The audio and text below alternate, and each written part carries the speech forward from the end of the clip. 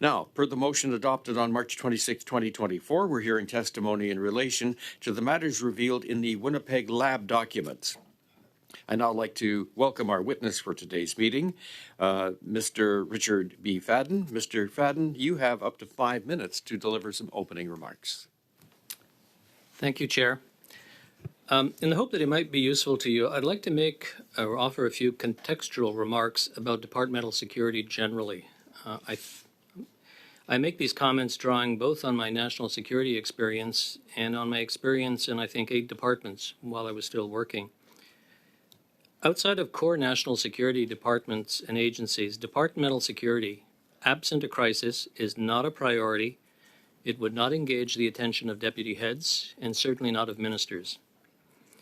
In these non-national security core departments, it's policy, operations, or science that get attention, not security, or for that matter, any other matter relating to corporate issues. Finance, as long as people are paid, they're not happy, they're not going to spend a lot of time worrying about finance or procurement or things of that nature. Having worked in 2 science-based departments, I think this is especially true of science and scientists. They are not particularly interested in security. I'm not ascribing ill intent on either departmental security or scientists, but rather disinterest and insufficient training and resources, which can lead to security violations, some minor, some serious. At the same time, I think it's fair to say that most departmental security units are not equipped to deal with significant national security issues. If, for example, you're in a department like Heritage Canada, you don't worry about national security, even if there is a threat there, because people move around. You are, to some degree, like a medium-sized city general-purpose police officer. You don't have national security training, and I think that's a problem increasingly today. Additionally, I think the overall national security environment has an impact on how seriously departmental security can carry out their duties or are equipped or resourced to do so. And in Canada, over the last few decades, I think it's fair to say that the national security environment has not been consistent, especially as concerns China. So if you're a departmental security officer wondering about how seriously you should apply rules and whatnot, you find comfort in the fact, I think, that up and down the system, nobody is jumping up and down and telling you to do things very, very seriously. All of the above is not to suggest that I disagree with the final decisions taken at the Winnipeg Lab concerning the 2 scientists. Rather, I wanted to try and paint a bit of a picture that I think still applies today in most departments. It's a significant both cultural and resource issue, and I think it's indicative of a serious systemic range of issues that I hope that the committee might be able to deal with, not only in respect of labs, but also departments and agencies generally. Thank you, Chair. Thank you very much, Mr. Fadden. We'll now go to our rounds of questionings, and we'll begin with Mr. Cooper for 6 minutes. Thank you very much, Mr. Chair. Thank you, Mr. Fadden, for appearing. One of the things that struck me about this national security breach in terms of how it was handled was the length of time that it took between when red flags were first raised in August of 2018 to the time that these 2 scientists were let out of the lab on July 5th of 2019. That's almost a year. And during that time, these scientists had unfettered access to the lab, even after a fact-finding report was issued in March. Although it was incomplete, it validated that they were, among other things, transferring on an unauthorized basis materials from the lab to the PRC, and that there were multiple security and intellectual property breaches of policy. So I'd be interested in your thoughts on the issue of the timeline in terms of how PAC responded.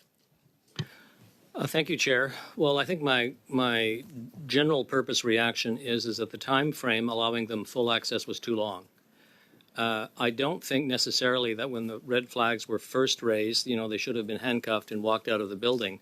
But there were a range of measures that departmental security and the deputy head could have taken to restrict their access, to control where they're going and whatnot.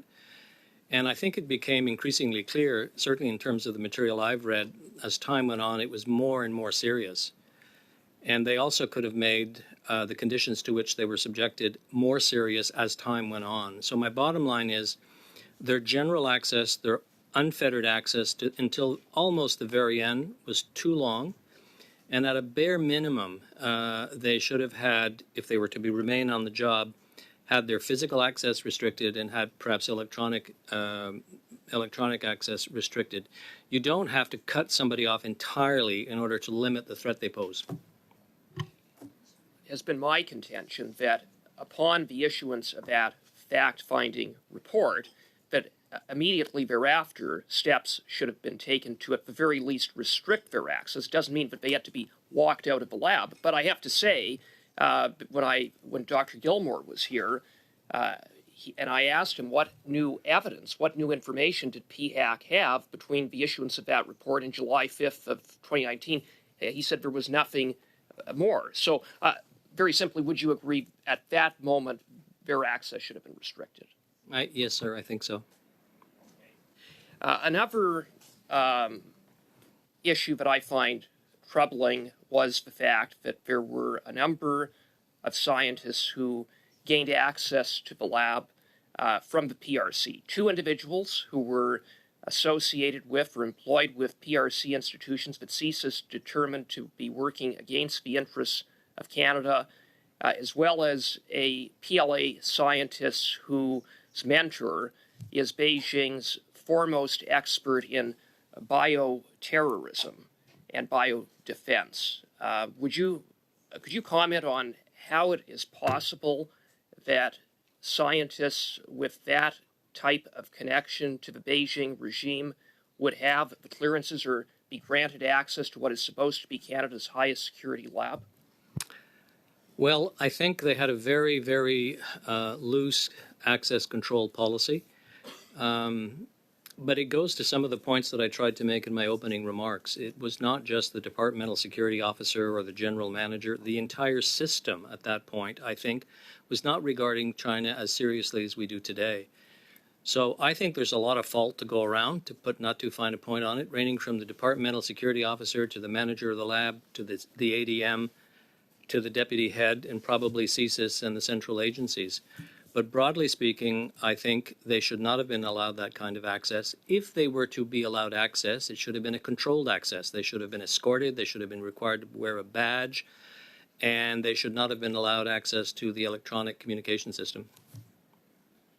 Well, thank you. And we have heard the minister, others saying in 2018, 2019, it was a different time. And that is true to some extent, but it was not as though in 2018 or 2019 or 2017 that there weren't a lot of concerns that Canada had with the activities of the PRC. The PRC was a hostile regime at that time. Would you not agree? It was.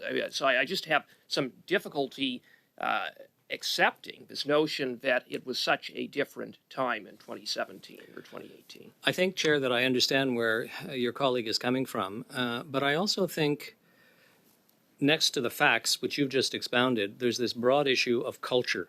And I don't think the culture in this particular lab and in large parts of the public service had caught up with the change in facts as we understand China. So I agree, there was no sea change. There was no button push that changed things. And I think, if you're working in the bottoms of a department or of an agency, it takes a while to register these things. I'd be interested in knowing, for example, if the deputy head or her delegate had caused a note to be sent to the departmental security officer simply saying, I'm told by CSIS and everybody else, times have changed. I'm not trying to excuse what happened. I'm just saying that there's a lot of blame to go around. And it's both public service and political blame. Thank you very much, Mr. Cooper. We'll now go to Mr. Naqvi for 6 minutes. Good afternoon, sir. Thank you very much for being here and taking the time on a Friday afternoon. I really appreciated your context-setting comments on the top of it around culture within departments. You've been in the national security business for a long, long time. I've served as both advisor to the Prime Minister in that role and as CSIS director. I wonder if you can expand on the comments you were making in terms of in your tenures, what kind of things were CSIS or the Privy Council office was doing to change that culture in making security concerns more front of mind for department heads and others? Good question, Chair. And I think it was very uneven, to be honest. And I want to be clear that I'm not directing this to a particular government. I'm talking about the entire time I worked. So it was both a conservative government and a liberal government. After 9/11, for example, security across the system was ratcheted up in a major way, and it impacted everyone. But since Canadians don't generally feel threatened, slowly but surely after that, we reverted to the status quo ante. PCO, the Treasury Board, CSIS regularly sent out reminders to departmental security officers. I think there was the tradition of an annual meeting and conference. But if there's not a sense globally within the public service that there's a significant issue, it's very hard to change, particularly in non-national security departments. And I don't know what you and your colleagues have concluded about the status of the lab. I think some people would argue it's a national security establishment and it should be treated as such, period. A whole bunch of other people would say it's a medical lab and, get a grip. Yes, we don't want to share with everybody in town, but it's not a national security establishment. I think the way the international environment has shifted, it's become a national security environment. I used to head the Canadian Food Inspection Agency. We had a significant component of work at that place. And at the time, that's quite a few years ago, at the time, it was not regarded as a national security institution. For a variety of reasons, security was pretty heavy, but that was because of the risk involved in all of the material that they were producing. So to go back to your question, very uneven across the years did central agencies try and remind departments to abide by the rules, to enforce them, and to push things along. So it's very interesting what you're saying, because from other witnesses during these hearings, we've heard a similar sentiment that the nexus between science and security has been evolving, and it's far more acute today than it was even perhaps when 2018, 2019, when this particular instance was taking place. You're nodding your head, so if you can express that in words that you agree with that sentiment. I agree. I'm a lawyer, so I just almost want to get it answered. And in light of that realization, do you feel that the steps that were taken before, and I know you shared some caveats at that time, were by and large appropriate, and there needs to be far better protocols in place today, given what we know up to now? I'll give you a two-parted answer, if I may. I think a lot of the protocols today are not unreasonable. But having a protocol or having a policy is only as good as its operationalization. It's only as good as it's applied. A lot of the rules that were in place at the lab, and I confess I haven't read them all, were not unreasonable. Access controls, how you shipped things, not using your personal IT, those are all entirely reasonable, but it would seem they were not obeyed. So I would start from the premise that you take the rules that you have today and you take steps to ensure that they're followed. Given what you've said and what Mr. Cooper has said about an evolution in the international environment, I think they should all be reviewed and probably tightened. In particular, the use of electronic communications today, you can transmit, tetrabytes of information, in an instant. You can transfer, I think, even physically out of the labs with a little bit of effort, material that's produced there. So I would start by enforcing what we have a real look at it, and take into account the environment both of you have talked about.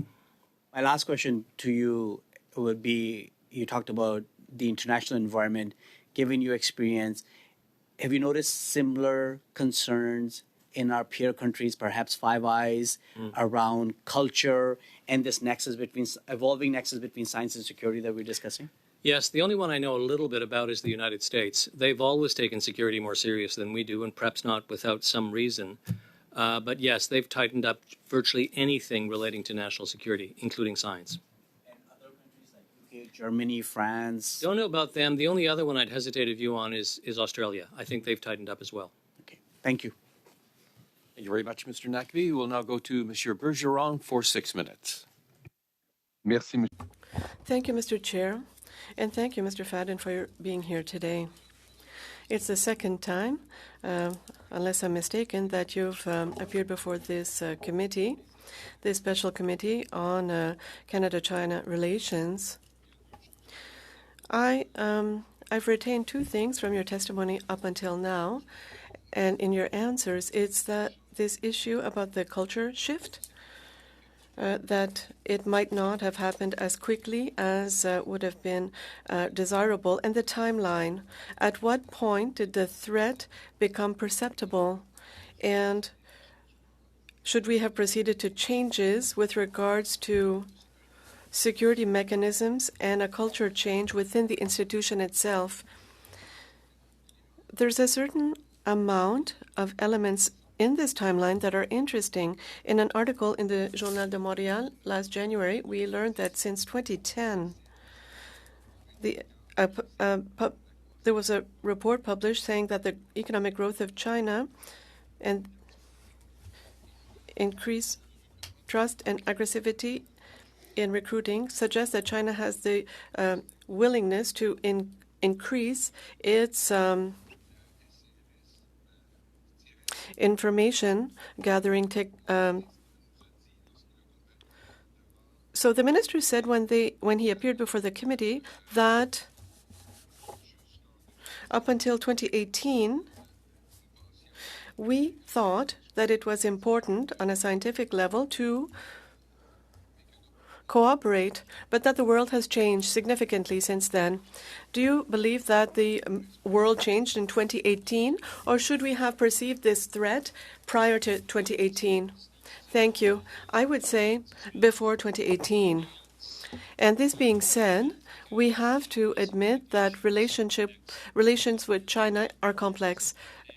The government, quite reasonably in 2010, was trying to develop a strategic context for trade and for financial purposes, and in that context, it's hard to say at the same time, we have to very concretely increase the attention that we're giving to security. Now, this being said, what I'm saying is that they had to strike a balance, but this was prior to 2018. The fact that CSIS is talking about the danger of China for 2 decades now, it's interesting, but I'm not sure what CSIS was saying to the government in general if this was being shared with Winnipeg Lab. And one of the problems with intelligence is that they have a tendency to classify things such that the distribution is complex and difficult. So I don't know to what extent departments had access to CSIS, but I would say without reserve that it was before 2018. It's quite interesting because you're saying, or you said rather, in answering to a question earlier, that at the time, the virology lab in Winnipeg had been conceived as or understood to be a health institution, and that now it has to be conceived as being a national security institution. So the change should have been made. So I come back to the 2010 report. CSIS was saying that the People's Republic of China had recourse to as many agents as non-professionals coming from the academic sector and the business sector. And now you're talking about a very interesting element. It's the issue of information sharing. With CSIS, we know that CSIS, with the CSIS Act, needs to be modified given election interference. But at the time when you were director, were concerned with this? Yes, absolutely, because we were very limited. Now, this being said, at the time, I maintained, and I still maintain, that it's possible to take a CSIS report to take out the more concerning elements with regards to sources or to protect people and to give people a general impression of the trends and concerns. And I have to say, when I was at CSIS or elsewhere, to try to deal with these types of issues with academics and scientists is not an easy task. They want to have as much detail as possible. They don't like being told by the government how to deal with things. And so we have to find a way, I think, to convince them prior to accepting a position to understand that they are working in an institution that deals with national security issues. The fact that CSIS might have had difficulty in passing on the information to the Winnipeg Lab doesn't change the fact that the health department should have been receiving these reports, that public health should have received this information, and this material should have been essentially translated into a language that Winnipeg could recognize as being important, and important to the extent where regulations or rules related to safety might have been changed. Of time, but you will have further opportunities. We'll now go to Ms. Blaney for 6 minutes. Well, thank you so much, Chair, and I thank Mr. Fadden for being here. I was reflecting as you spoke that I guess part of your retirement plan is knowing you'll be spending a great deal of time in committees with us. So thank you for your service, and thank you for the continued service in committees in the House of Commons. So I found it interesting in the short amount of testimony that you did today. You talked about national security not being consistent. Please correct me if I get anything wrong when you respond. And that obviously in some of these circumstances, people are not as worried as they could or might be. And the challenge, of course, is that there's not training and awareness, and it really must decrease across the board. And I think some of the examples that you gave as you were answering another member's question was very telling about people using personal information in a way that could be problematic. So I'm just wondering, in terms of this, how often during your term did CSIS reach out to departments and agencies to build resilience to these types of threats? And does the federal government have an established process, or is it ad hoc? You talked about it being inconsistent, so I just would like some more information on that. We could talk about this for several hours because it's a complex question. I think information or intelligence that comes from CSIS that affects a particular department or package of departments, there would be an outreach and something would be done about it. But I think the more important question I take from your query is, what about the more general information that reflects a change in the environment? I think CSIS has a practice of distributing, there's a protocol of distributing to all departments and agencies its general purpose material. Part of the challenge I found, and I don't know if it's true still today, is they would have a package, since we're talking about China interference, and they would send it to the non-national security departments, and probably the deputy would send it down to the departmental security officer, and depending upon that individual, it would depend on how broadly it would be circulated. And again, I'm not trying to point fingers, it's not my objective, but if the environment is such that they don't really feel it's a threat, the DSO in Winnipeg, who gets this information, would sort of look at the environment generally, notice that nobody told him to do anything, and then would say to himself or herself, should I distribute this to all of the managers, all to the executives, or all the scientists? What do I do about it? And I think in some of the period that we were talking about before, the conclusion would have been, I ain't going to circulate it, or I ain't going to circulate it as broadly, if you'll forgive my English. So there's no magic either here or amongst our allies, to be clear. It's a general issue. When you have an intelligence agency which is built on the presumption that they have sensitive information, there's no way you can just push a button and distribute it to everybody. So you have to produce summaries, you have to talk to people.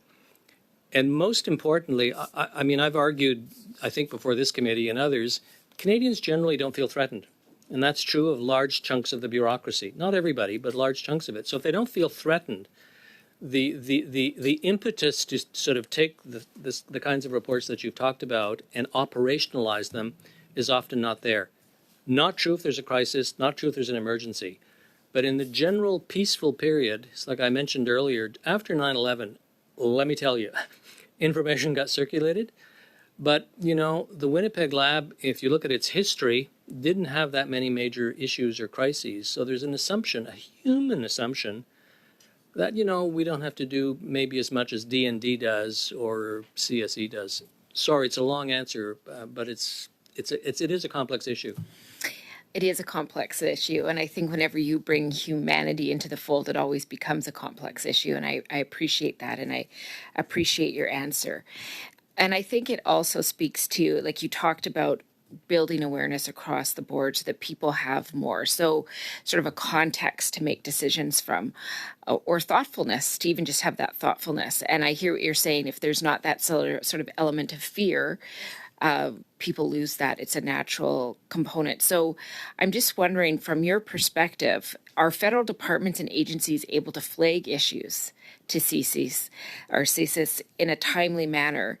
And are there barriers to that process? And is it this component of awareness? Is that the process? And with the work that you've done, do you have any advice for us about how can we maintain that awareness without sort of perpetuating fear that isn't helpful? I think, I don't think, I know, certainly when I was there, any department or agency had a liaison officer with CSIS, and if they had any concerns, they were encouraged to raise them. And I think some did. Sometimes it was a real concern, sometimes it was not. Part of the issue I found, and I'm just reacting on giving you a personal example, is a lot of the departments and agencies didn't like to bother CSIS because they didn't think it was important enough, and sometimes it was. So it's this general issue of awareness, and I want to stress again, I'm not being partisan here. I'm not talking about Mr. Trudeau's government or Mr. Harper's government. I'm just talking about governments. Unless the Prime Minister and senior ministers signal clearly country X or issue Y is a problem that deputies can build on to send down into their departments, it's very hard to get medium-ranking and junior people to all of a sudden accept that they have an issue. I'm not saying this because I think people are stupid or ill-intended, but any very, very large organization takes a while to register these changes. And as I was saying a moment ago in response to an earlier question, for a long time, both Mr. Harper's government and Mr. Trudeau's government were trying to develop better relations with China, while at the same time we were worried, or CSIS was worried about what they were doing under the radar. And I think both governments, Mr. Harper's and Mr. Trudeau's, have shifted their views over time, which I think is a very good thing. And it reflects, I think, polling in this country. But if we're going to get everybody in government, or at least those who are in national security or national security related departments, to take this more seriously, it requires a whole of government effort, not just involving, I used to joke that, I come to talk to you, Deputy Minister X. I'm not a security nut. I'm telling you that there's a problem here, and I'll tell you X, Y, Z. But if it's only the, quote, security nuts, that are saying there's a problem, it's an issue. You need, deputies, ministers, and others to sort of agree. And I don't believe that this has to be done in such a way, because I think there's a real risk. We have nothing against Chinese civilization, against China and the Chinese people. So there's a balancing act there to be found, and I don't think it's easy. But I think the cultural change that we talked about a moment ago, it still needs to be pursued. Thank you, Mr. Fadden. We'll now go to Dr. Ellis for 5 minutes. Thank you very much, Chair, and thank you, Mr. Fadden, for being here. Apologize for not being there in person. I had a question continuing on that same vein. When Dr. Gilmore testified before the committee, he talked about cooperation with the G7+1, which in his mind was Mexico. Is that the type of cooperation that we need to look at going forward in a science-based environment, or is it more complex than that? Good question. There's nothing wrong with the G7, but I think if we're going to bring together preoccupations relating to the development of science and innovation on the one hand and security on the other, I would start with NATO, which is a pretty broadly defined group of people. We forget sometimes that NATO is not just a military alliance. There are all sorts of things that NATO does, including expertise in science and technology. Nothing wrong with the G7+1, but we also have an issue about how we protect our own credibility in respect of a lot of these issues. And I think I would argue the better place to start would be the G7, which is, the NATO, I beg your pardon, which is most of Europe, along with associated members like Japan and Australia.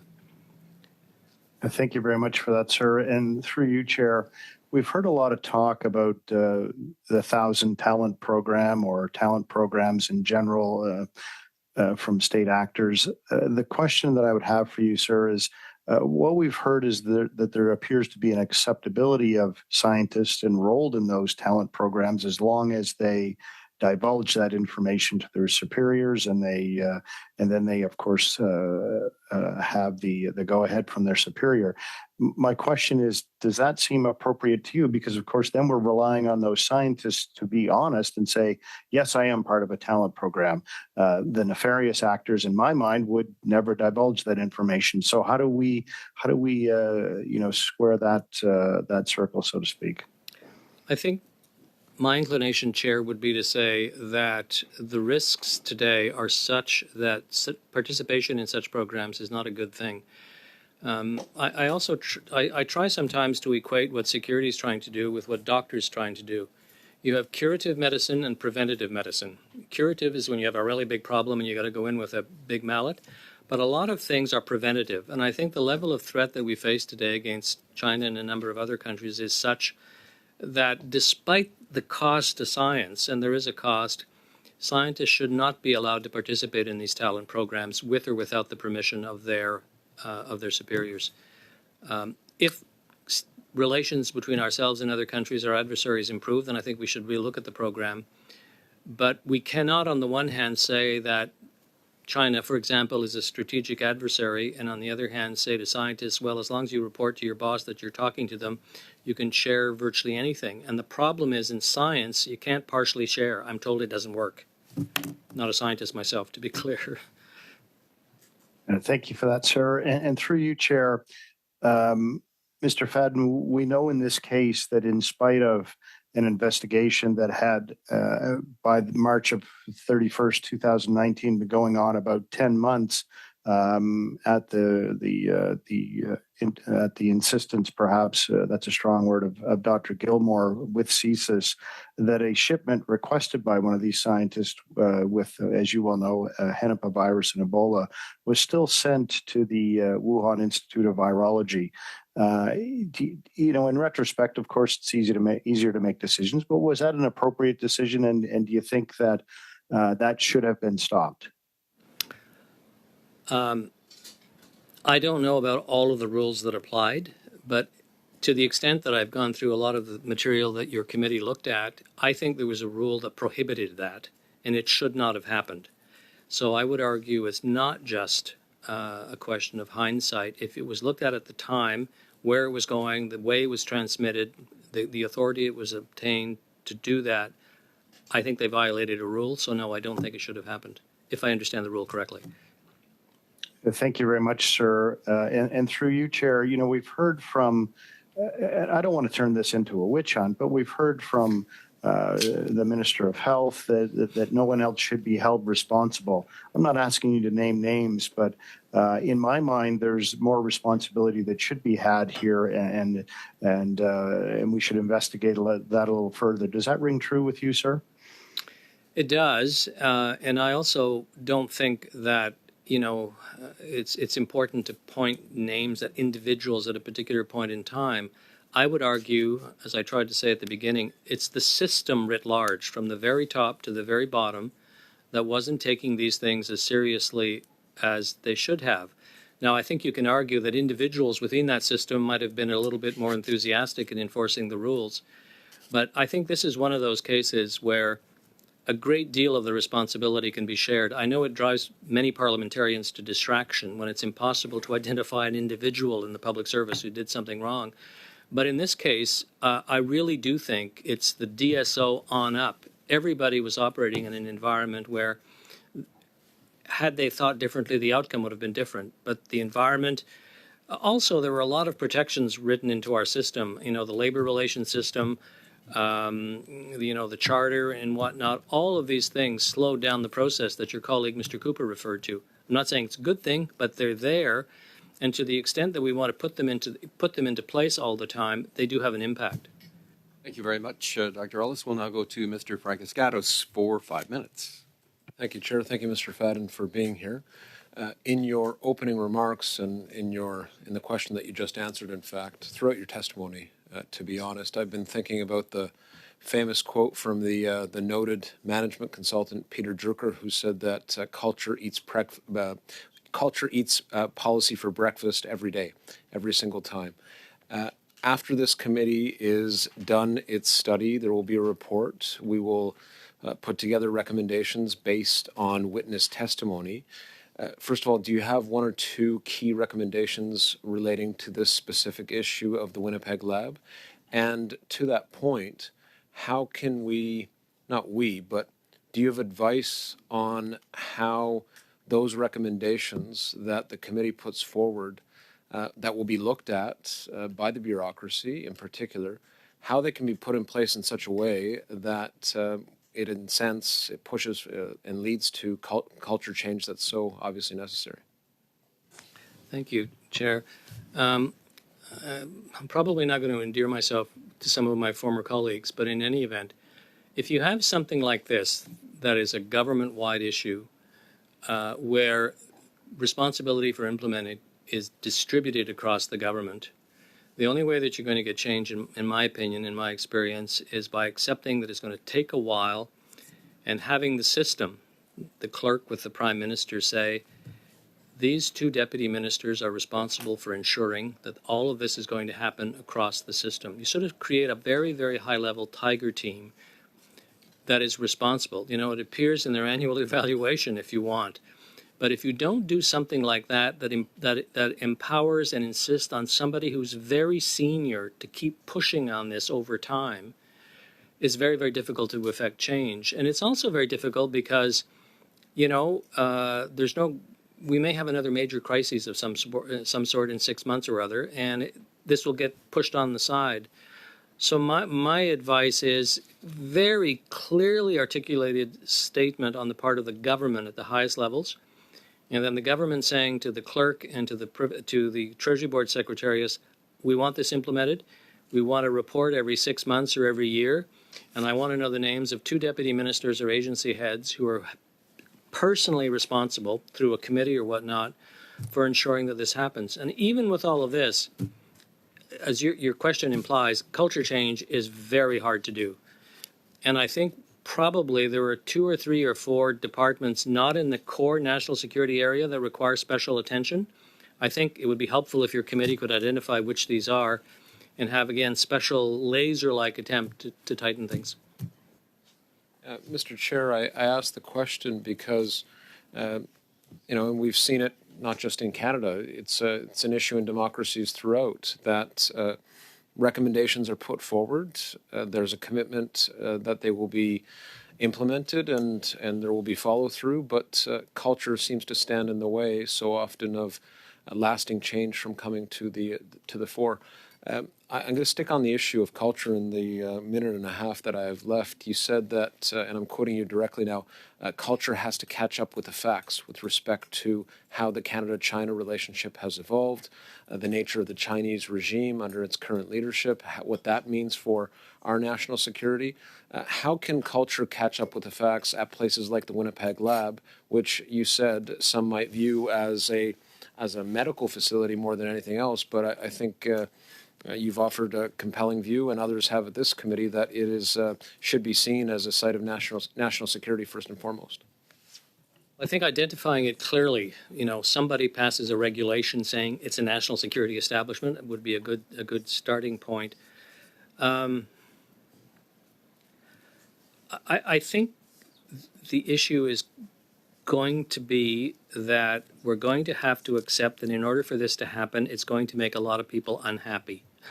Scientists in particular really, really don't like dealing with these kinds of issues.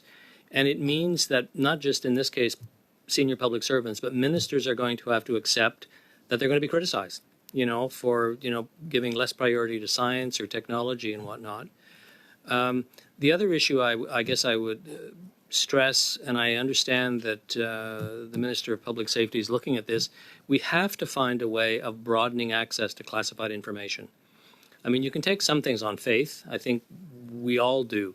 But if you're making a case that the Chinese are very interested in scientific establishments, there are ways of articulating, setting forth these examples, not just of Canada, but the UK and Germany and Australia and the United States, to show clearly that it's just not people who are worried about it in the abstract. We have to find a way of, if not declassifying, is lowering the classification a lot of these intelligence report as part of the effort to change the culture. I mean, this is not Ceausescu's Romania. We have to convince people, and we're not going to convince them, I think, without at least broadening a little bit the facts to which they have access. Thank you very much, Mr. Pragasatos. Now we'll go to Mr. Bergeron for 2.5 minutes.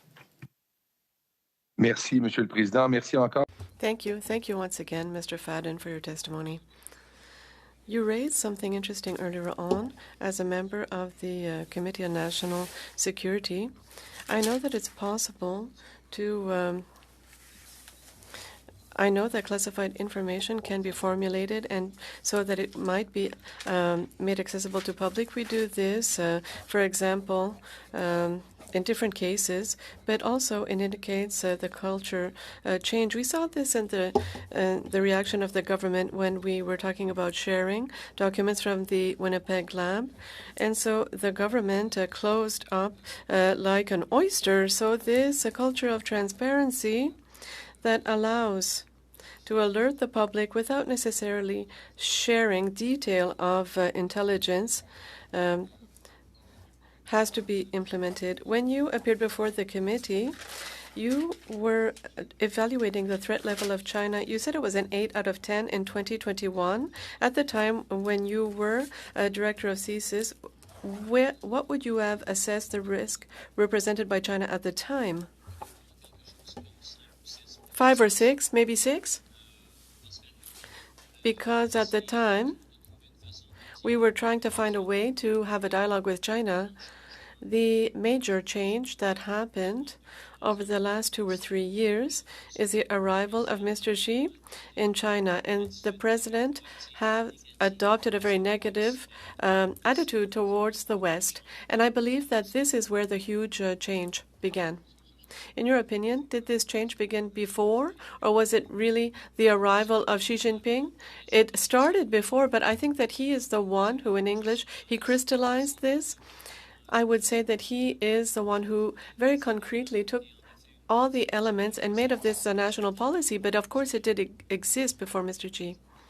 In 2021, you were saying that we needed to be concerned about the functions that people occupy.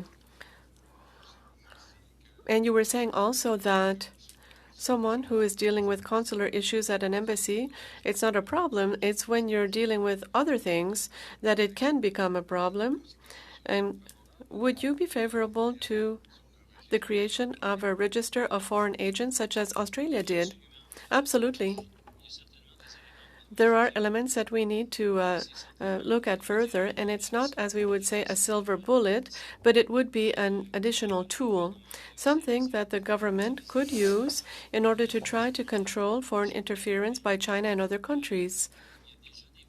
We already have means to deal with diplomats and people who are working in consular services, but for people who are agents of China or other countries, there's no way of identifying them. And I would even say, to go a bit further than your question, we might have to consider the possibility of creating a foreign interference crime. Right now, it's an issue when the RCMP has to find another crime that is linked to interference to be able to act. Thank you. Ms. Blaney for 2.5 minutes. Thank you again, Chair. My next question is just in general across the federal government, and another question alluded to this. Is there other key institutions that are at risk from foreign interference with China, from China, that we should be really alerted to? I think it's fair to say, Chair, that China's approach to acquiring information and to interfering covers the waterfront. Mm-hmm. They are interested in governmental, strategic,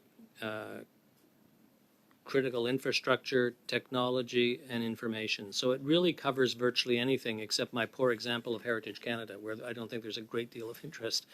But, you know, anything that is slightly technological, research and development, that involves people who might either have or acquire influence with ministers in Parliament.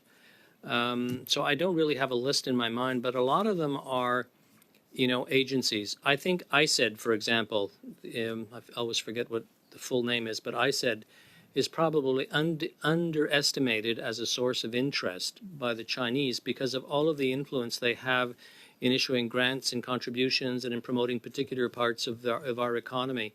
But anything that has anything to do with science and technology and development and people who might eventually have influence. So it's a very large chunk, I would argue. The intensity may vary, but I think there's interest. Thank you for that. And I think that does go back to that whole part about building awareness and finding ways to connect the dots so that you can identify those issues and keep those communications open. But outside of the federal government, I mean, this is a perfect example. So do you feel that there is enough work being done in the federal government to build resilience in the key academic institutions? And, you know, as we see research growing across our country in many institutions, how are we preparing for that to maintain some security? The short answer is no, I don't think we're doing enough. And I would expand my answer to include not just universities, but provinces as well.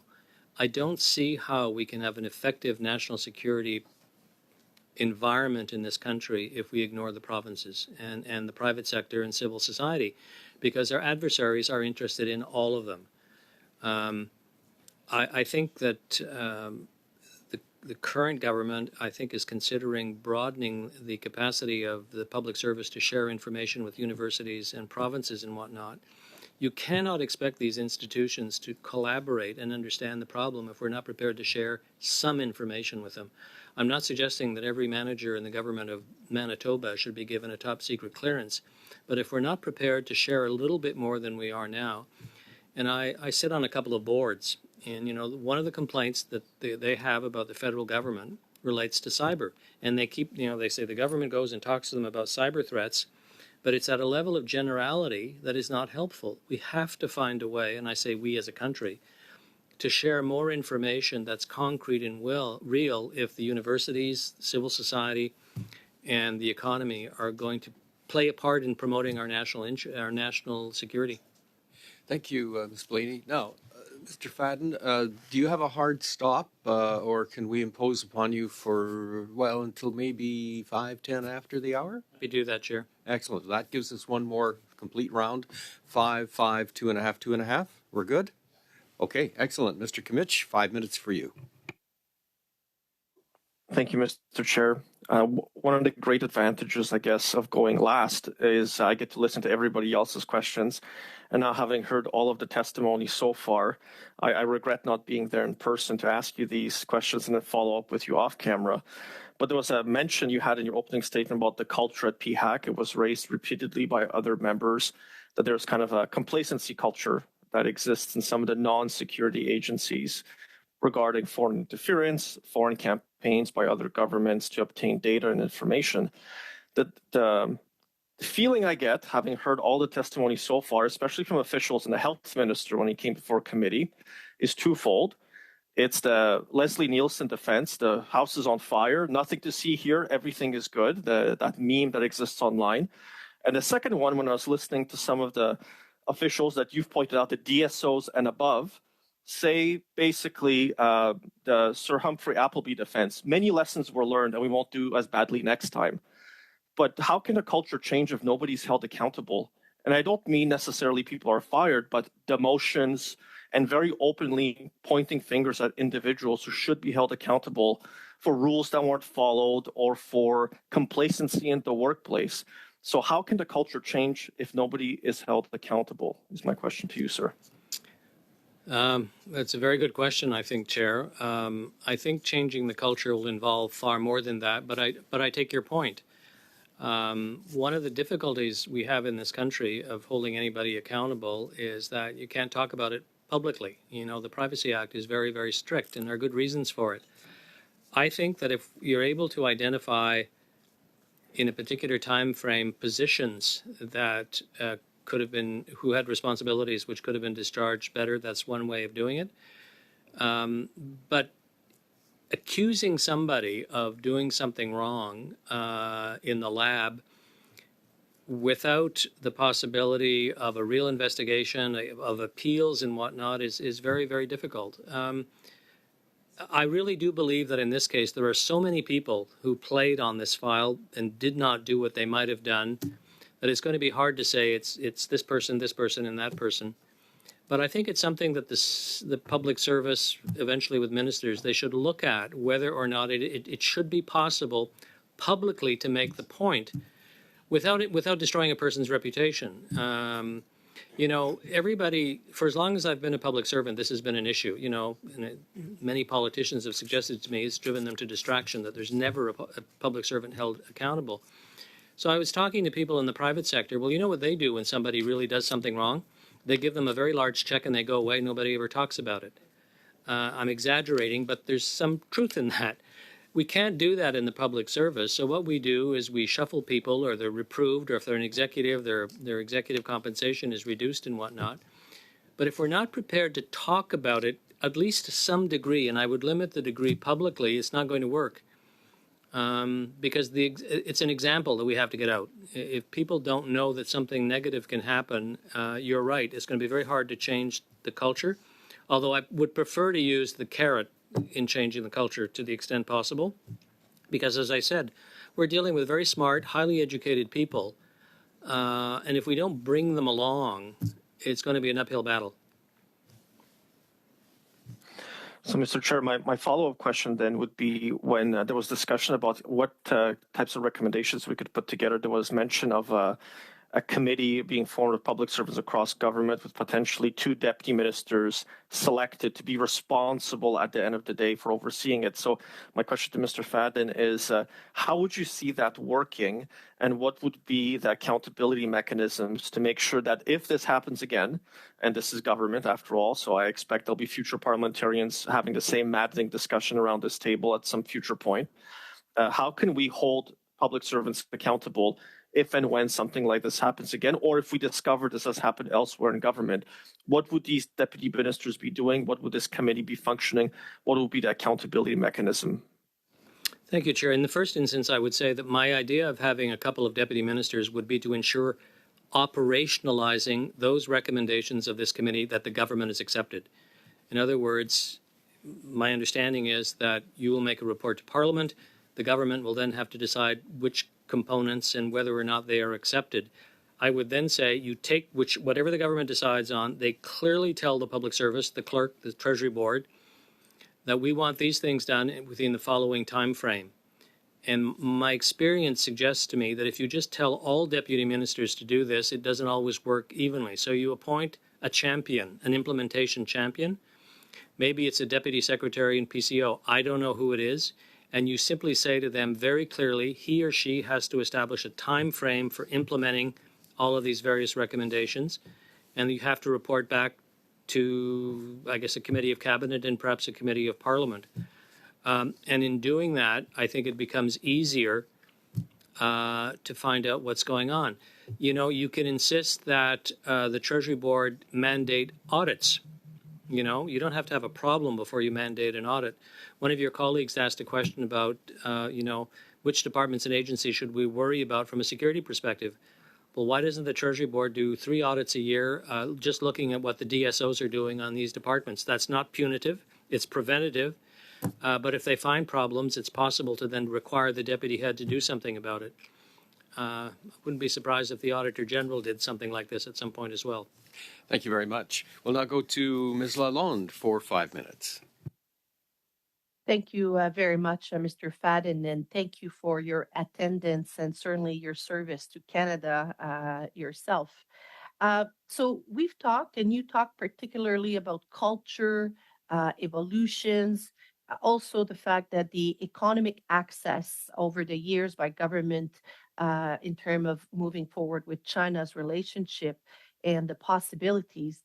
I would like to hear you maybe telling us a little bit, based on your former role, what is the role actually that CSIS does play in protecting Canada's research and the intelligence component?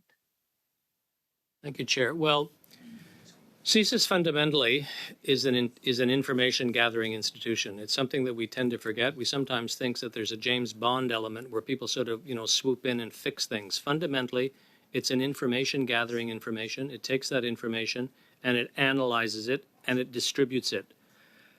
I would argue, and I would say the same thing about when I was there, I don't think we did a good enough job to vulgariser, to make more generally available the information in language that people understand.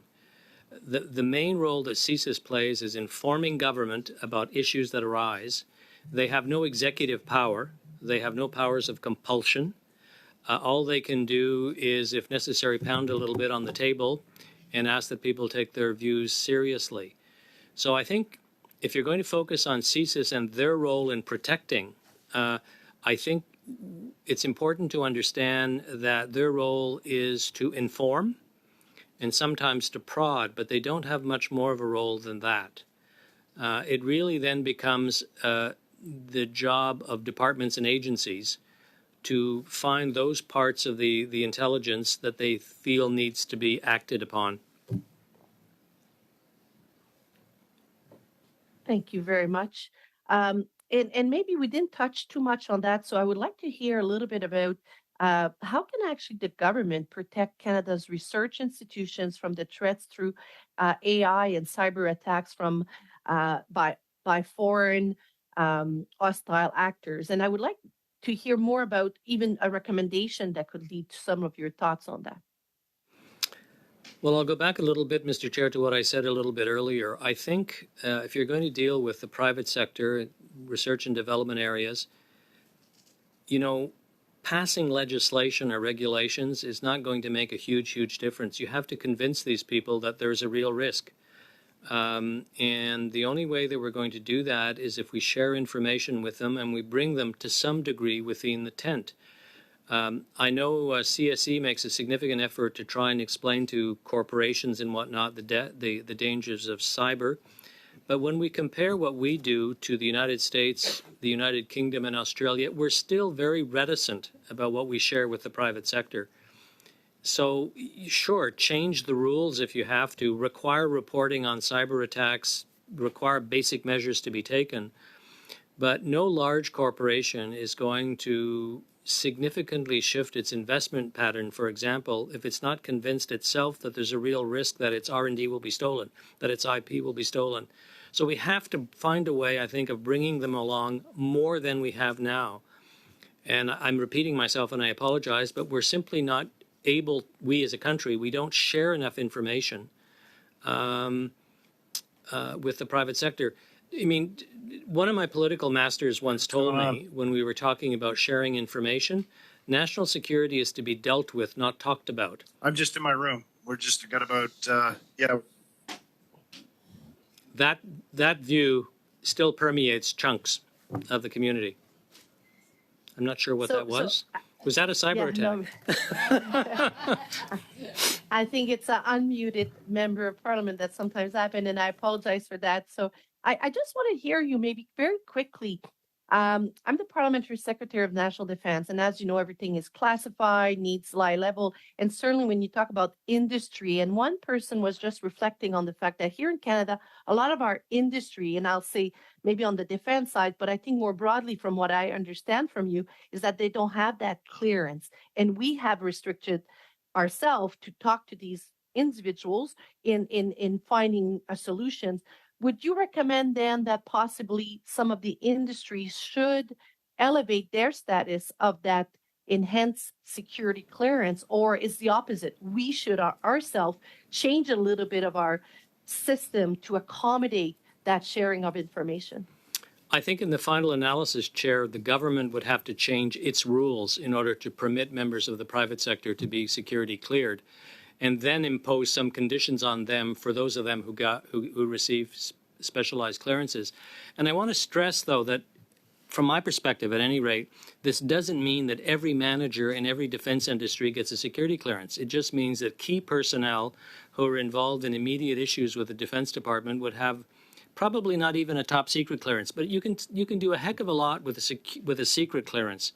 So we would have to change our rules to make it possible for them to receive the clearance and then impose conditions on how they deal with that information once they've been security cleared. Thank you, Ms. Lalonde. Mr. Thank you. Bergeron, you have now 2.5 minutes. Merci beaucoup. Thank you very much, Mr. Chair.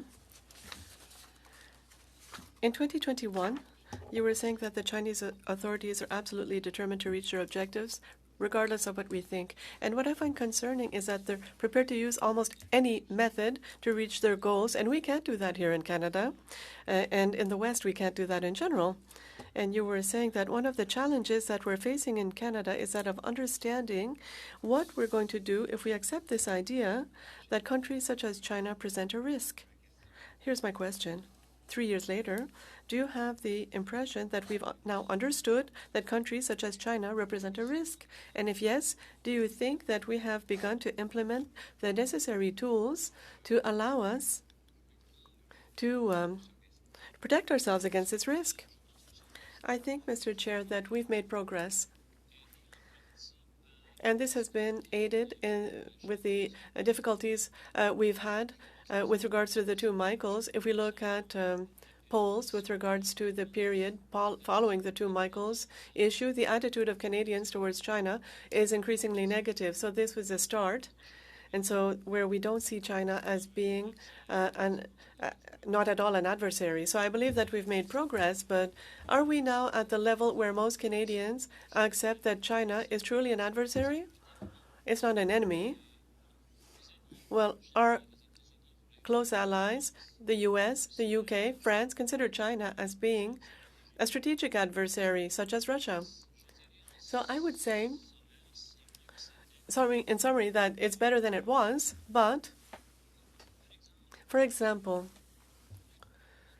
we're probably the only Western country where we don't have a policy, a foreign policy on this, and we would be able to clearly state the position of the Government of Canada is that China constitutes, well, it's true that the Indo-Pacific strategy has within that strategy a few paragraphs indicating that there's a change of the government attitude with regards to China.